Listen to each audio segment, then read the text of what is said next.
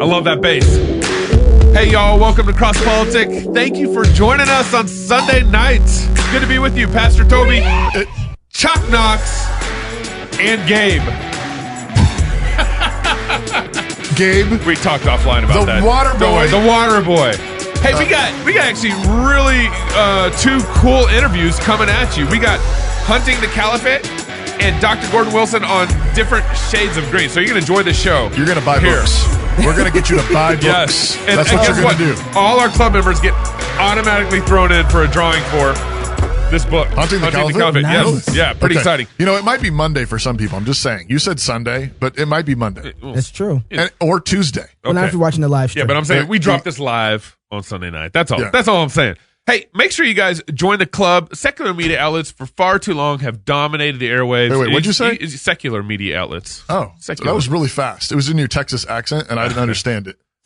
Secular media outlets far too long. And so as you guys join the club, you actually support us and help us be able to get to the point where we can actually compete with those outlets. So please join the club. And right now, for a limited time, we still have a couple pint glasses to ship out at the end of every month. Wait. I want to go back to the book giveaway thing. You just ran over that so fast. Okay. So think about this. We're gonna try to be doing. We really had fun doing that book giveaway a couple weeks ago. Yeah, that was really. It was. What was the book that we gave away? Why'd you do that? Worship, church reform. Oh, why'd you do that? Pastor Bailey, we love you. We gave that away, and it was the fun. Like you put it in the little thing, and it went around, and it entertained us. Oh, it was fun. I mean, I think everybody enjoyed that. I mean, I think it's everybody's favorite part of the show. And so now we're going to take all our club members. Last time we said, hey, if you email us, club members, you have to email us. For the first one. We're like, you have to email us, but you guys already give so much. Yep. So if you are already a member, you need to do nothing. You're automatically added to the pool. Yep. And your name is in the drawing. That's right. Mm-hmm. And so next week, we will do a drawing for Hunting the Caliphate. Yes. Now, if you're not a member yet, you get to watch somebody else get blessed.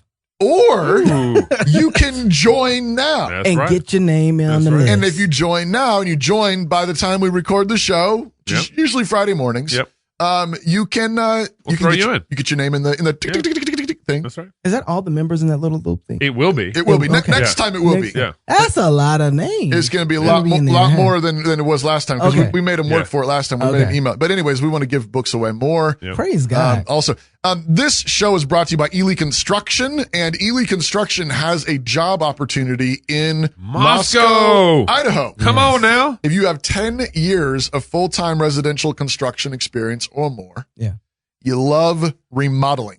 Like you wake up in the night and you're like, I could just. And there's some cool houses in Moscow. And you would consider moving to our town, which is in the. We'll skip that part. Construction has a lead carpenter position for you to consider. Go to elyconstruction.com/lead for details. This is a position for people who are driven to pursue excellence, love learning, are passionate about caring for clients. And if you're not any of those things, don't apply. Don't apply, please. And also, if you don't know how to build a house from the ground up, don't apply. Off a set of prints, this is not a position for you. Apparently, there's been a bunch of people applying who don't know how to build house. No, I'm kidding. I'm just if you're not looking for a long-term career, if you're just looking to come visit us for a Friday morning to watch a show, don't apply. Sorry. It's not, I mean, we get a tour of NSA. We appreciate that, but Mr. Ely is looking for somebody who wants to work here long term. If you're a master craftsman, you want to live in Moscow, you're humble, hungry, people smart, you want to innovate with excellence in remodeling, apply today. Go to elyconstruction.com/lead. I want to mention one more thing. We're going to be at ReformCon next weekend. So this is our last week to sign up for ReformCon in Arizona. So October 24th through the 26th. Make sure you guys see you there, huh? Yeah. Hey, so Hunting the Caliphate, the reason why I'm excited. This is a great interview. It's a really good interview. Yeah. This book is written by General Dana Pittard and Special Ops Wes Bryant. So you get kind of the ground level view of what happened in the Iraqi war between 2014 and 2017 from the special ops side. And then you get kind of the politics and the air level view from General Pittard. I mean, did you guys know? Did you know how much we were doing in Afghanistan and Iraq during 2014 to 20? No. There was something going on then? Yeah. Right. I mean, seriously. I was really blown away by how much was going on, the change of administrations, how that affected the ops and the various. I mean, it's pretty significant, and I think this is. I mean, if you want to be informed about what's going on over there, and what I mean, we've talked to. Remember our conversation with Chad Robichaux and who was it? Jeremy Longnecker or something like that. Stallnecker. Sorry, Jeremy, but just thinking about loving your neighbors, knowing what the soldiers have been doing, going through. I mean, it all fits together. And the politics of what had been going on. So we're going to drop you into this interview. Right? We're dropping them into it. And make sure you guys. I mean, seriously, the book was written well. It's written by soldiers, so it's a little rough here and there. Yeah. But this is not a book that you want to give to your 6-year-old or like it's a grown man book. Reading out loud around the dinner table. It's not that kind of book. They talk like soldiers. Yeah. But it's not. It made me want to figure out what was going on. It's not over the top. It's not grotesque. Yeah, but it's a little rough in places. Yeah. But it really is enlightening, helping us understand what was going on. Yep. So enjoy the interview.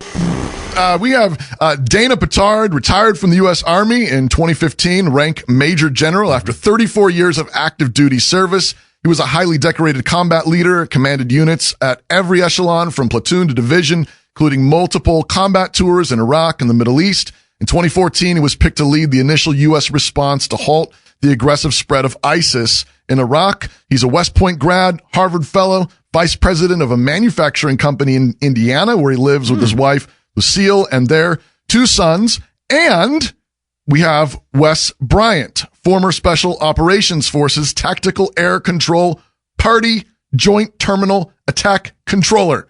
There's some really cool acronyms. He's a deadly dude. But that's what just that means. Basically, watch out. A member of the elite ground combat forces of the U.S. Air Force in 2014, he was the senior enlisted JTAC to establish the Baghdad Strike Cell, coordinating, controlling some of the first airstrikes of America's war on ISIS. He continued as the senior air power expert for special ops task forces, hunting ISIS throughout Iraq, Syria, and Afghanistan until his retirement in early 2018. Wes holds a bachelor's in Asian studies and currently pursues writing, editing, and consulting while teaching traditional Kung Fu.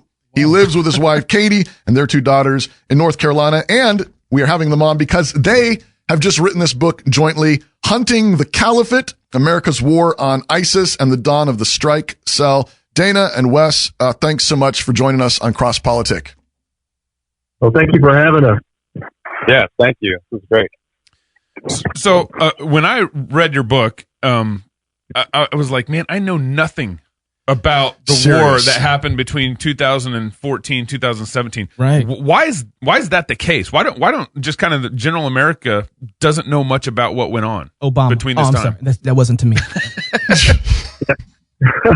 I think part of it has to do with back in 2014, ISIS was in the news for taking over a third of the territory of Iraq, the beheading of both American and Western hostages, publicly doing that, putting that out on YouTube. Right. So this is definitely the talk in 2014. But over time, obviously, we were able to defeat the Caliphate, and that's the state that ISIS declared. Again, a third of the territory of Iraq and portions of Syria. So that's probably one reason why people aren't really talking about ISIS right now. But ISIS as a terrorist organization is still alive and well and still needs to be beaten. Right. So Dana, this question's for you because it seems like you have, being a commander, you're kind of involved on the politics side of things, but also involved on the ground level side of things. You mean a general? General? Yeah. Sorry. Major General. Sorry, Major General. I'm sorry. Please don't kill me. And but it seems like there was the Obama administration and their policy with Iraq kind of left a vacuum for ISIS to come in 2014 and be able to take over a third of Iraq. Is that correct? Well, that's some of the truth of that. In fact, when U.S. troops were removed from Iraq in 2011, people were cheering over here in America, but unfortunately, that allowed the Shia-led government of Iraq, and Shia is a form of Islam that's aligned with Iran, allowed them to really have policies that persecuted in many ways Sunni Muslims. So it's with the provinces that had Sunni Muslims in it, ISIS was allowed to kind of germinate. Also, obviously, from Syria. So there was a slight vacuum there. In fact, in the book, part of the problem with when ISIS took over the second largest city in Iraq, which is over 1 million people, the city of Mosul, the Obama administration was a little reluctant at that point to do anything because President Obama was elected way back in 2008 to end war, so they weren't really high on fighting ISIS initially until ISIS just became such an obvious existential threat. A number of times. Go ahead, Wes. Yeah, I'd say from Wes, my take on that too is, sometimes we hear almost as if it was either an intention or how could you not see that having come to fruition by pulling everybody out. But we do tend to forget that, we wanted the majority of really America, the voices were saying, hey, let's get out of the Iraq war. We're done here. And it really, ISIS was an inadvertent consequence of that. Mm-hmm. Interesting. It's something that, we just celebrated 9/11, remember, 18. Celebrated. Well, remembered, right. Not celebrated, but I mean, we remember. Celebrate the heroes. We celebrate the heroes. That's what I mean. And so, it really goes back to there. But of course, before that, you had the Kuwait thing, the Iraq thing, Desert Storm, Desert Storm, all that stuff. So, I mean, we've been in the Middle East now for a long time. And, you read this, you read just the challenges you guys outline. I mean, there's the politics, there's the culture, there's the religious side of things, and then all the military. I mean, it's complex and complicated. And I think that your book really kind of pictures that well. And so you go back and you think, so should we have even ever been there? I mean, was it worth it? That is a complex question. One is back in 2003, the invasion of Iraq. I was with my brigade in the Balkans at the time doing peacekeeping operations when that occurred. Before then moving from there and then deploying to Iraq, I at that point didn't understand why we attacked Iraq in 2003. We all understood Afghanistan, right? Because of Al Qaeda and everything else attacks on our country, but Iraq was a little bit more complex because Iraq, the government was a Sunni-led government. It was Saddam Hussein, which was a bulwark, a hedge against Iran. They were enemies. And once we took down Saddam Hussein's government, then the Shia majority of Iraq took over, and now Iraq is much more aligned with Iran than they've ever been. But to say, was it worth it? Both Wes and myself, so many of our colleagues and friends who died in the conflict. So a lot of American blood and treasure has been spent.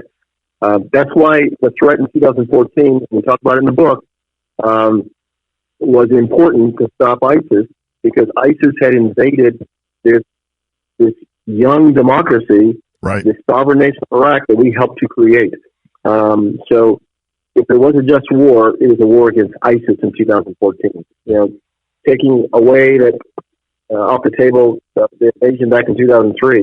But once 2014 came around and ISIS attacked the sovereign democracy of Iraq, we need to do something about it.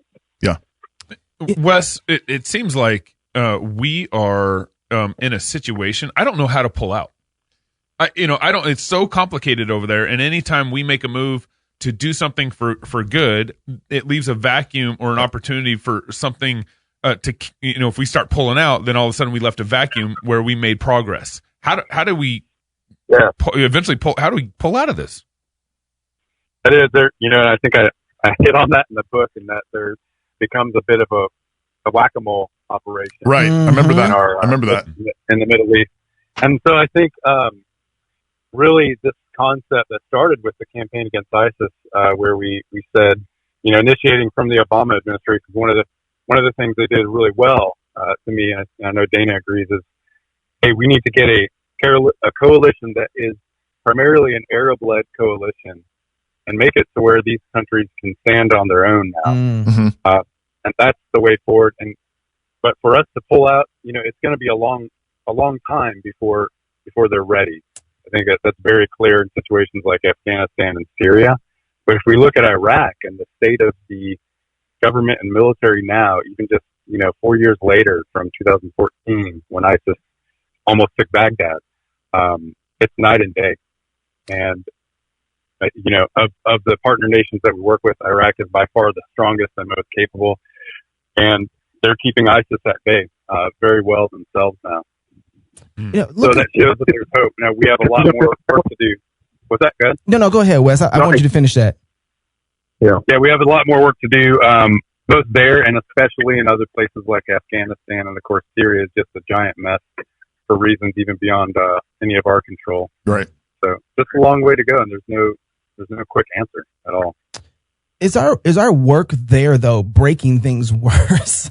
One of the things, I had a friend who was over, a few of them actually, who were fighting over there, and one of the things that they came back saying is, in America, we think that we should be spreading our American democracy all across the world, but these people don't want that, and we keep on trying to shove it down their throat one way or another. After all that you guys have experienced, do you kind of feel the same way? It's like we keep trying to fix it, we only keep breaking it. Like you said, your whack-a-mole situation, can we even fix it? Or do we need to just say, okay, hey guys, sorry, and bye? Well, Chuck, I think we need to take a look at the outcome. I think at one time you heard the Bush administration say, hey, we want to democratize the area.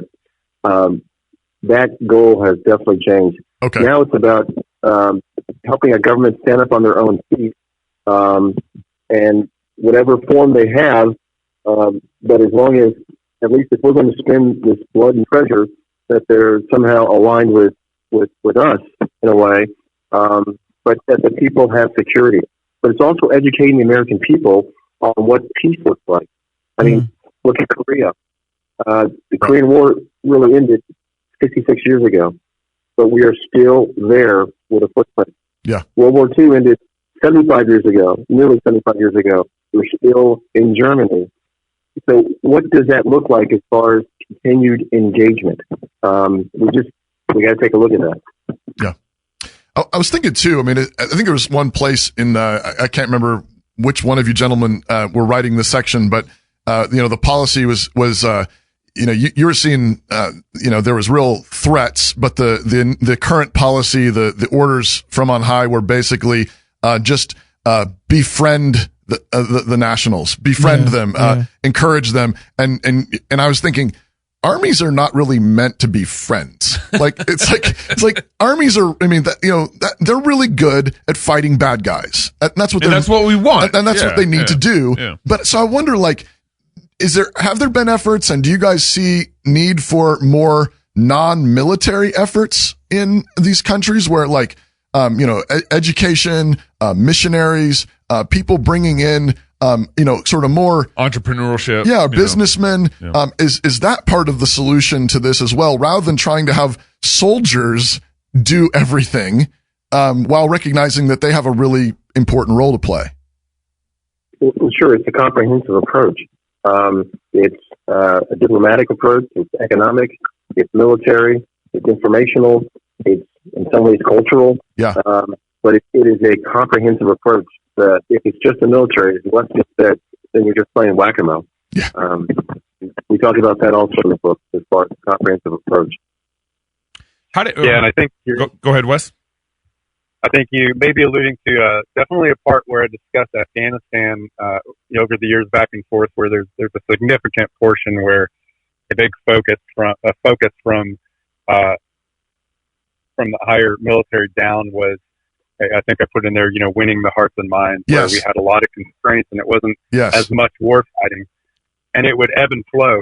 Suddenly it's like, hey, let's go out and we're going to do all these offensives. And then the next day it's nobody's going out on raids, and it's heart and mind stuff. And it just ebbed and flowed with the political really flavor of the day back in Washington. That's exactly what exactly what I was thinking of. And I was just thinking man, that's hard. So this question is to both of you guys. I'll start with you, Dana, since I called you Commander earlier.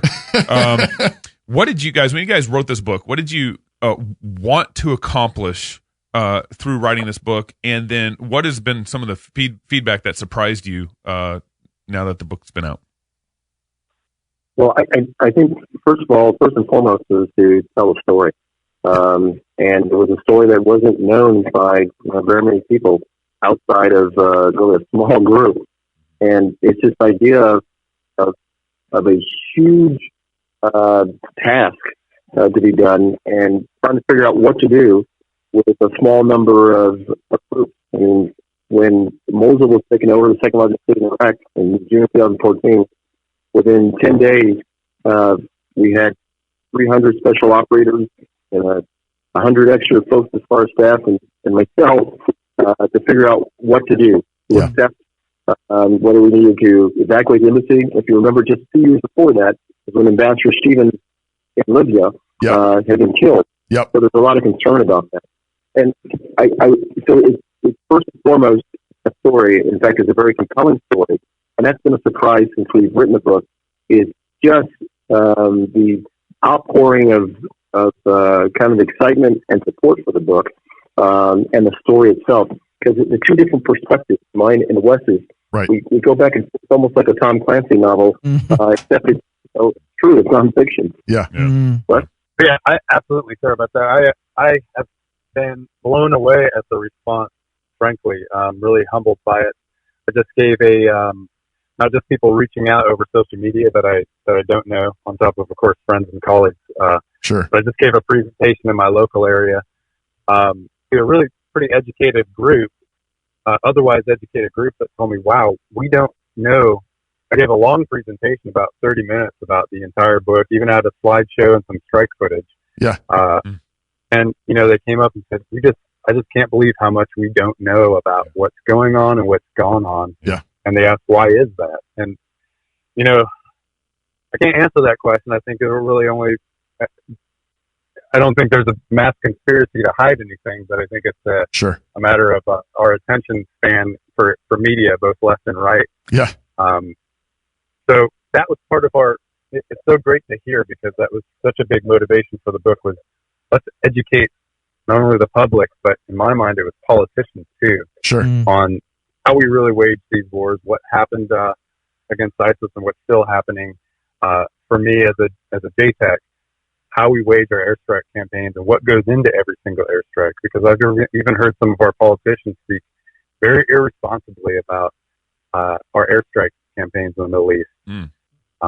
And to have people come and say, wow, I didn't know all of that goes into one strike. Yeah. That's a great thing. It's really powerful. Wow. That was great. Yep. I told you there's more to that interview that they got to catch. And there's more. And there's more. So like all our interviews, you can find them at crosspolitic.com. And I hope you'll go check it out. Check out the book. Yeah. Just a note on the book, they're soldiers and they talk like soldiers sometimes. Yeah. So just be aware of that. It's probably not something to give to your 6-year-old boy. Yeah. Right. You might want to filter. But it's pretty gripping. It really is told well. It really is. It's well told. Yeah. And we really appreciated their time. Next up, we have Dr. Gordon Wilson, author of A Different Shade of Green. It's kind of goes. You got like the army green and environmental green. Right? That's how you tied in with the colors. That's an interesting way to think about it. Yeah. Hope you enjoy. Dr. Gordon Wilson. It's been a while. Mm-hmm. Gordon Wilson is how long? At least a year or two. Has it been? Year and a half? It's been more than a year. Yeah. He did his dissertation on turtles. Did you guys know that? So you might want to eat the mic so you can correct this dude. Yeah. No, that's technically correct. Just like everything Gabe says, technically. It's a little bit narrower than that. I don't know if it's technically correct. It's sort of generically correct. Yeah. He's a senior fellow of natural history, which in layman's terms is science, right? Well, biology. Biology I in would particular. say, yeah. At New St. Andrews College in Moscow, Idaho. Hey, that's where we live. And they have a Student Perspective Weekend, October 24th through the 26th. Oh, look at that. You just feathered that right He's in. working it in. Dr. Wilson has also taught a wide array of biology courses at Liberty University. Yes. He received his PhD in environmental science and public policy from George Mason University in 2003.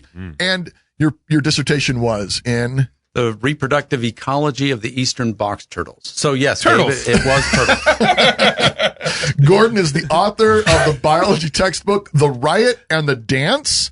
If you've not seen The Riot and the Dance, what's wrong with you people? My kids have seen it a couple times, and the last time they saw it was their it gets better every time. It's better. Okay, yeah. So check out The Riot and the Dance. Is it on, is it streaming? Amazon? Yeah, it's streaming. Amazon Prime?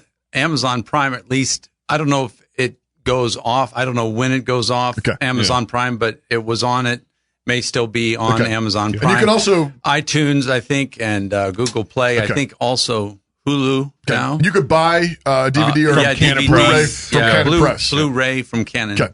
It was featured in, and it's a textbook and a movie. So just to be clear, it's a textbook and a movie. Same name, but the textbook obviously is curricular. Yes. The movie is just entertainment. Right. It's the same to me. It's like Turtles. It's just. Dr. Wilson is also a regular contributor to Answers magazine. Gordon and his wife Meredith have 4 children and a growing number of grandchildren. Currently 8. 8. And he is the author of this brand new book, A Different Shade of Green, a biblical approach to environmentalism and the Dominion mandates. Also got a forward by Mr. N.D. Wilson, your nephew. Yeah. So why did you write this book? Well, the reason I wrote the book was because I saw that Christians in particular would either have a knee-jerk reaction against anything environmental, simply because there's a strong association with the liberal or left agenda, right? And so, I don't want to even be remotely associated with a lot of that extreme. I'm not a tree hugger. Yeah. But then there was, and so there's a reaction against that. Then there's the other side, the other extreme, where Christians, hipsters would, hey, it's cool to be green. Oh, yeah. And then indiscriminately drink the Kool-Aid of the environmental agenda. And they're Christian, but they were all about stewardship. And so there was this weird polarization between, redneck Randy and this other extreme. Hipster Henry. Yeah. I've got other stereotypes. I have other stereotypes named in the book, but you've got this spectrum and then everything in between. And I thought, well, it's just time to have a nice, just lay out a biblical theology of sorts. I'm not a theologian, but just what does the Bible say about his creation? And hopefully the principles there would help people to see that the glories of creation and avoid some of these pitfalls on either extreme. And so that's what I wanted to do. I didn't like the heavy-handed governmental coercion. Yeah. I don't like that at all. I want the grassroots level change that, in a sort of a post-millennial way where there's a grassroots movement where people are reconciled to the Father through the Son. And as Francis Schaeffer said in his book, his environmental book back in 1970, called Pollution and the Death of Man, he said, when people are reconciled to the Creator, then other dislocations are healed. Right. So we're reconciled to the Father, then we are reconciled to each other, and then we're reconciled to the creation. He says one quote of his, which I quote in the book. It sounds a bit, sentimental, but you have to put it in context. He says, "If I love the lover, I love what the lover has made." And there you go. So when we talk about, so God gave us the world, and He gave us it, and He wanted us to take dominion over it. Right.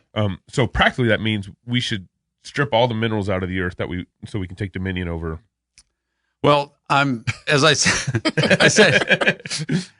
said, when you look at the Dominion, when you look at the Dominion mandate in Genesis 1:28, it says that he said, "Rule over the fish of the sea, the birds of the air, the beasts of the field." So if you just look at it in its strict sense, the Dominion mandate is global wildlife management. Huh. Just there you go. Yeah. And it doesn't have to be any kind of creature that God made. We're put in charge of that. Yeah. And so that's a huge responsibility.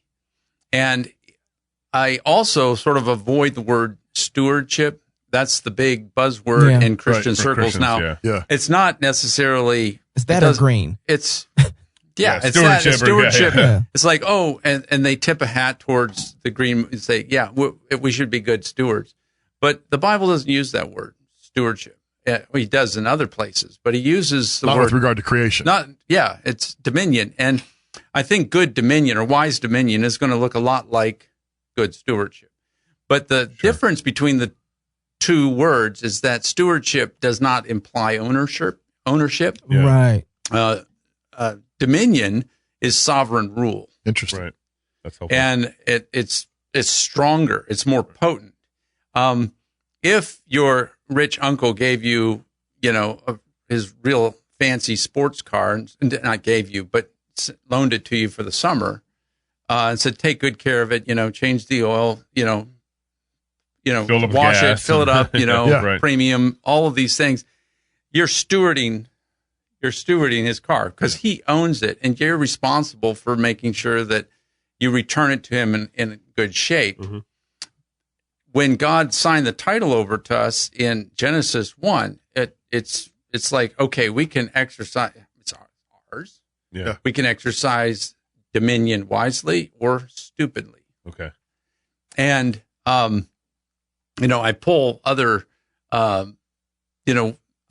biblical analogies just to unpack this notion of dominion, because there's a lot of negative baggage with that word. That's why we've gone with stewardship. Right. Because stewardship is a kinder, nicer word, gentler word. Right. And dominion just sounds exploitive and aggressive. Kind of like what you were just saying. Stripping the minerals out of the earth. Right. And I think that we can develop and we can use natural resources, but as I don't know if there's you can say stewardship, but there's not a word dominionship. Maybe there's a word. Right. I haven't looked it up. It is now. Yeah, make it happen, Gordon. Dominionship. Yeah.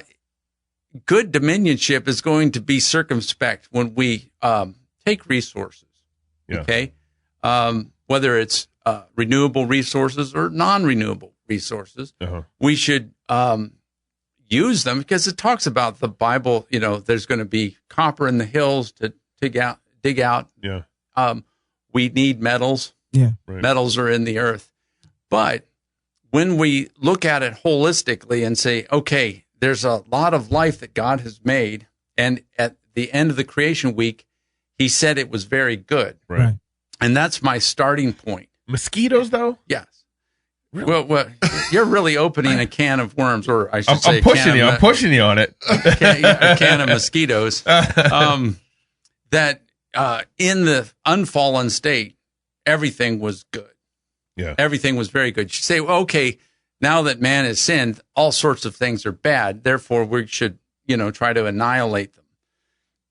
But I think, and I make this point in the book, is that a lot of things that we call pests are just in the wrong place at the wrong time in the wrong quantities. Mm-hmm. Okay. And it's often because of our bad dominion.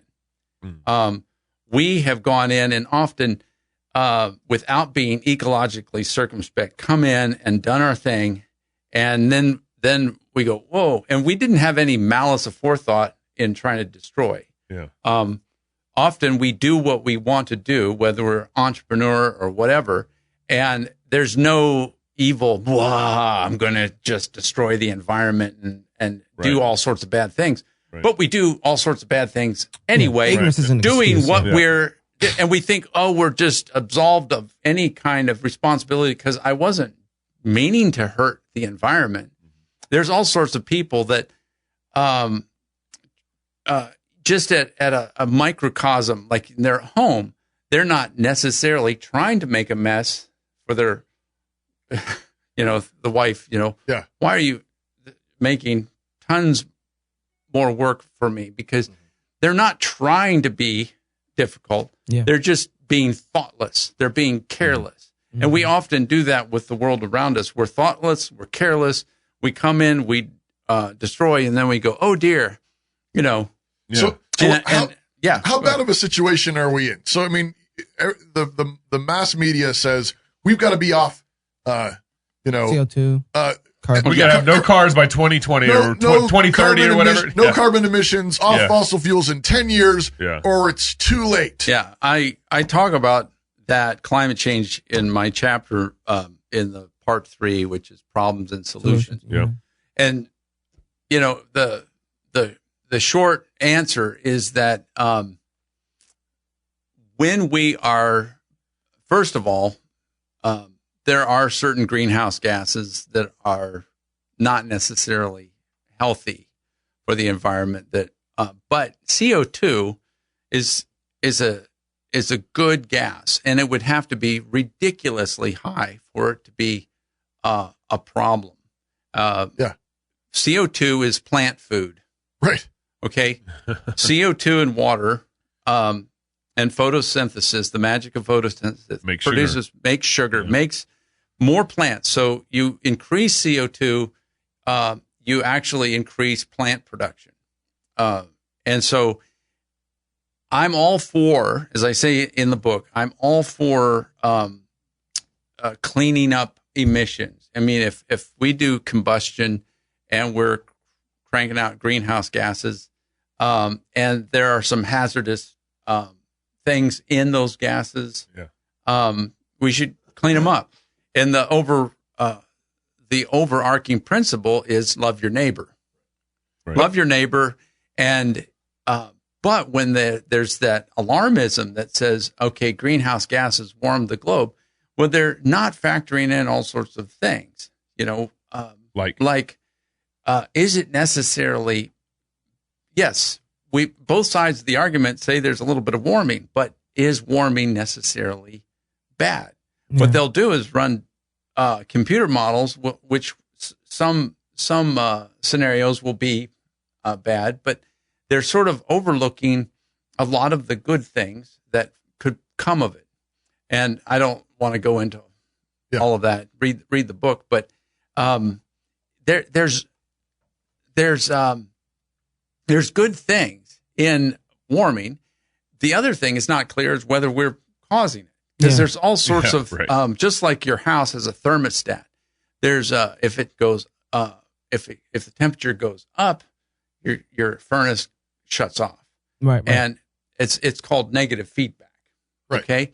And there's sort of at a global scale, there are feedback mechanisms that sort of, when things go up, like if you have increased CO2, then you're going to have more plant production, which is going to extract the CO2 out of the atmosphere.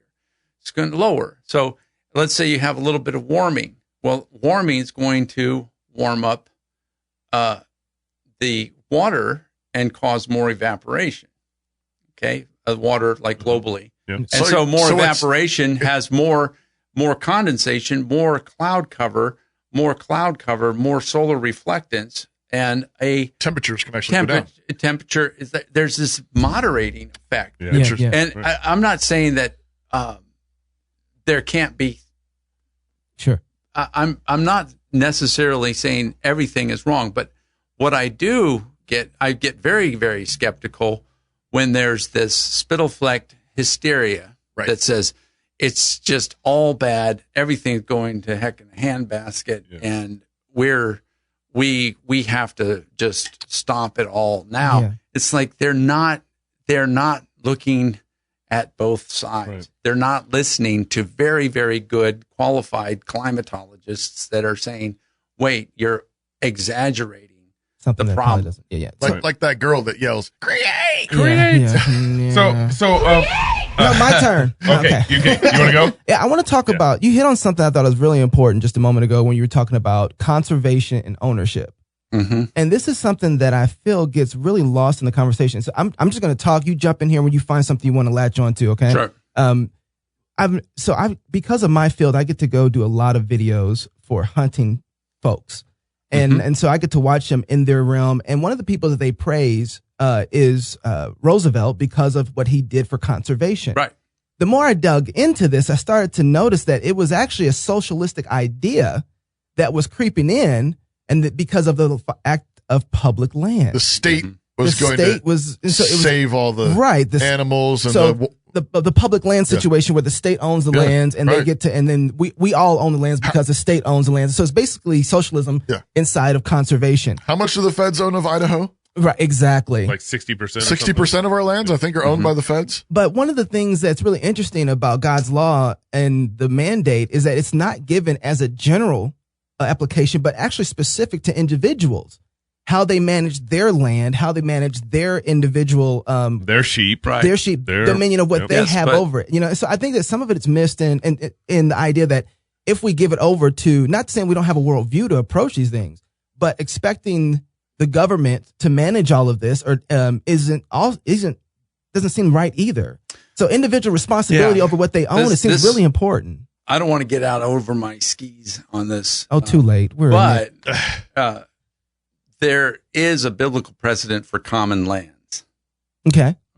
So I can see gleaning on a personal land. I don't know how you see common. There's common lands around the cities for the city of refuge. And even just the cities. The cities. There's common lands, walled cities, and there's all sorts of things that when you go all the way with private property, you run into water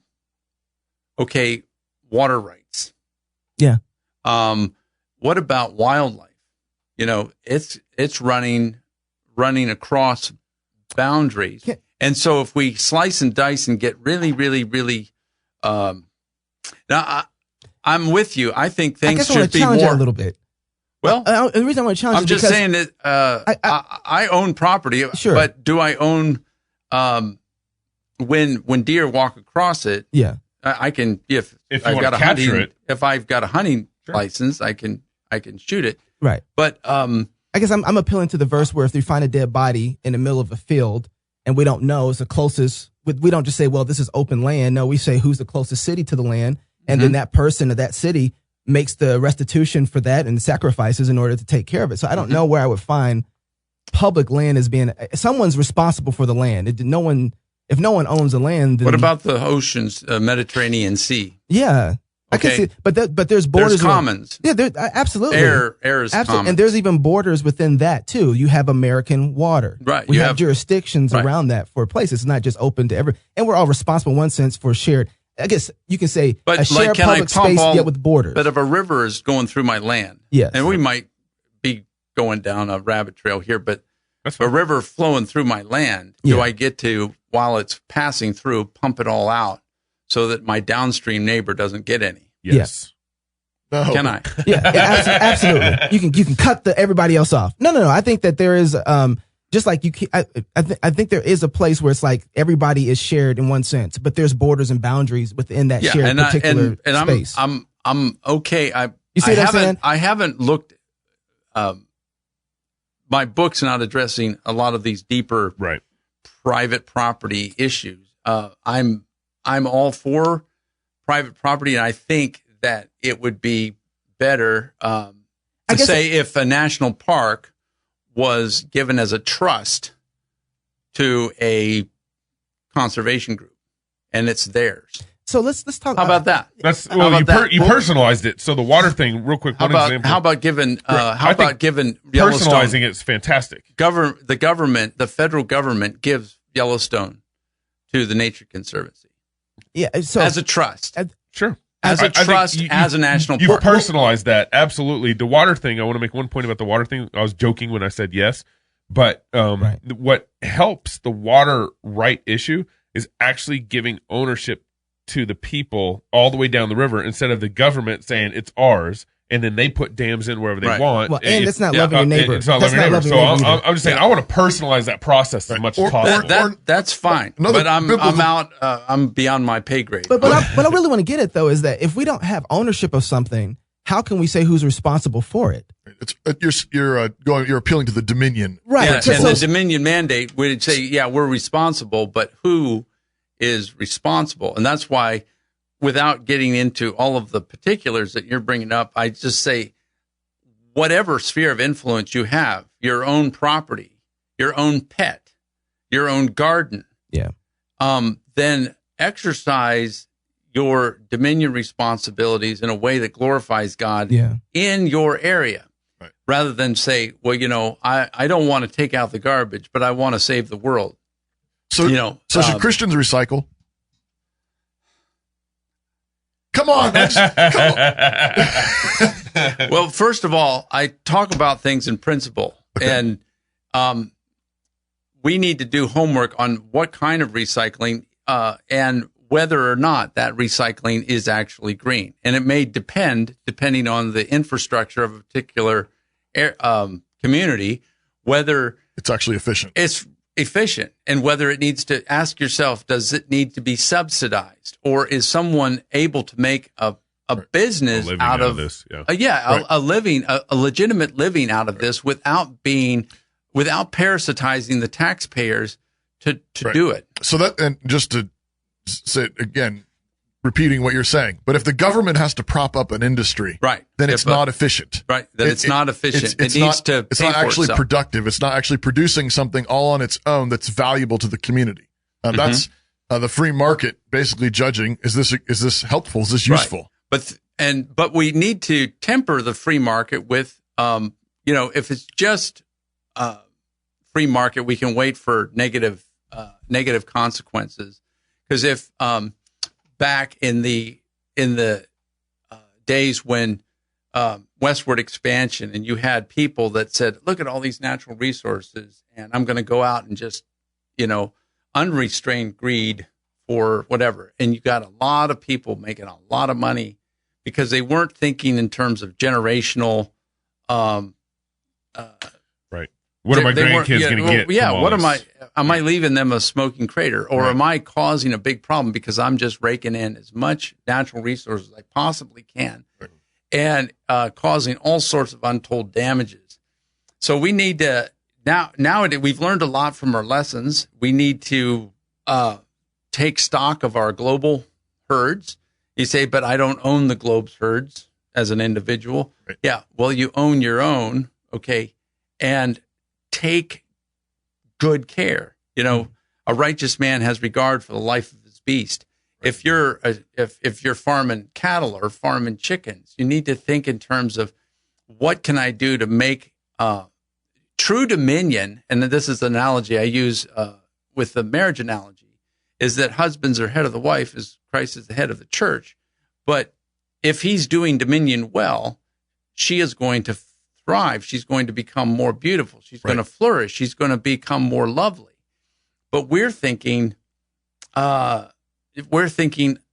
in those terms. We're thinking dominion is, I can take what I want. God gave it to us, and I can just extract rather than cause things to flourish.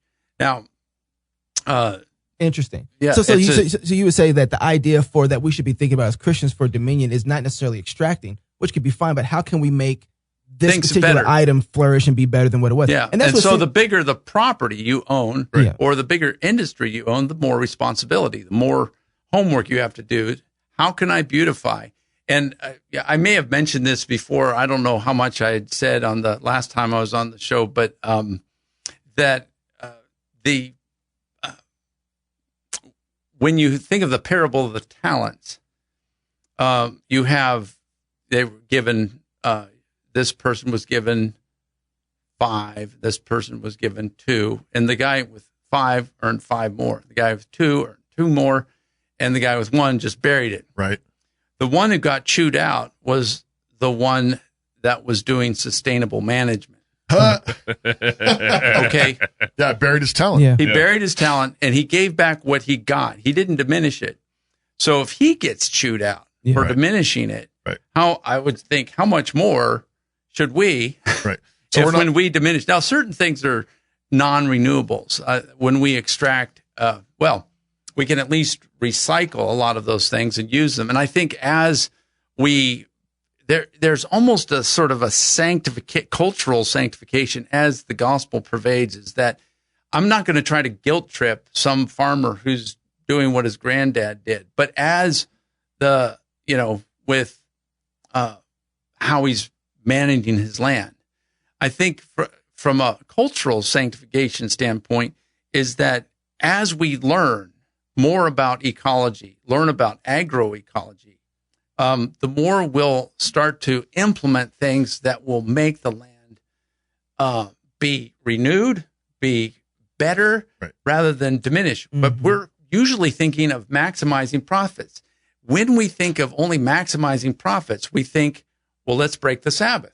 Because if I'm open on Sunday, I can stay in the running. But it turns out that that's actually not maximizing it's profits. Not the maximum. So, if we do what God says, God blesses obedience. That's we're thinking, no, it's all about what I'm doing, and I'm going to maximize my profit margins by trying to extract as much as I can out of this thing that God has given me. And I think we need to think in terms of loving your neighbor. And if, say, you own an industry, do you only love your neighbor? And you're saying in quotation marks, my neighbor is my client. No, I think we should think past who's your neighbor. All your neighbors. It's not just your clients to give them a good product at a good price. You are wanting to love your neighbor who is downstream from your your mill, from your factory. And it's your own children that you're going to hand the business off to. Yeah. And if you're doing strip mining in terms of whatever your business is, just grabbing maximum profit right now, you're not actually setting your business up to thrive long term. So you're not even loving your own children who are going to inherit your business. Right. It's just bad business. Yeah. You want people a generation or two from you looking back and going, this guy was really taking care of his property. He was thinking generationally. He was thinking of how to beautify his land while giving. I really love that contrast between dominion and just preservation. Yeah. It's not just about preservation. Yeah. It's about preserving the good things, but then actually taking enhancing them, glorifying them. And you see that in the creation week itself in Genesis 1. God creates things and then he comes back the next day and he breaks them apart and he makes them better. Yeah. Right. And then he says, all right, now it's your turn. See the animals, see the fish, see the birds, and start practicing this. And one other thing is sometimes we think, okay, dominion has to mean domestication. But I think that if you read your Bible, you'll see that God extols all sorts of wild creatures. Yeah. And the behemoth, Leviathan. And read Psalm 104 several times. You'll see that God glories in the wild beasts. And there doesn't seem to be any intention of these are things that need to be domesticated. Right. That's their appeal. That they're not domesticated. And they're not. Some of them taking dominion. Some of them means just watch. Maybe there's places where you have to kind of hem them in a little bit, but otherwise you just let them be. Let them be, because that's what they were made to be. Exactly. One thing too I'm thinking about as you're talking, every eschatology has a fallout, and I think that the eschatology that's been run in America, which is really dispensationalism for the most part, has led us to feel this way about the earth, that it's just going to all burn to hell in a handbasket. Well, it's basically the lefty version of that in environmentalism. Absolutely. 5 more years and we're out of oil. 5 more years. That's exactly right. And LA fell into the ocean. 5 more years. Use it up now. And it's all over and it's too late. It's like, this is just Hal Lindsey. Yeah. On the left. I think a post-millennial understanding of this is like you develop it, you make it beautiful for the next generation so they can continue to portray and display the glory of God in the land as well. For generations. It's almost like this whole universe had a maker. Yeah, imagine that. It's almost like it was designed. We're often keen to fix on certain things that will give us dividends, like certain crop plants, we'll keep those around. But God had Noah build an ark that took on board all sorts of things that Noah was scratching his head, like, how am I going to use that? Right. How am I going to make fish? Do you like to fish? Yes. Okay. Well, fish actually eat a lot of I use my mosquitoes. hands. I'm bare handed. Yeah, I think there were probably Yeah. more than I think there were probably more than Take 2 mosquitoes on the ark. Yeah. We're not going to talk about snakes, but I do want to ask you if there was one thing that somebody could walk with, that you wanted somebody to walk away with after they read this book, what would that be? Oh man, Just one. just one. Love your neighbor.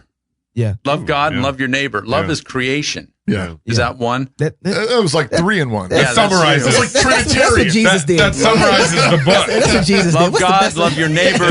There we go. Love God, love your neighbor, and love the creation. There you go. A Different Shade of Green, a biblical approach to environmentalism and the Dominion Mandate by Dr. Gordon Wilson. Foreword by his nephew, Indy Wilson. That's cheating. Until next week, love God with all your heart, soul, mind, and strength. Love your neighbor as yourself. Go fight, laugh, and feast. This is Cross Politics. We're talking about snakes? No. No, not talking about snakes. Snakes is horrible. Don't like snakes. My water.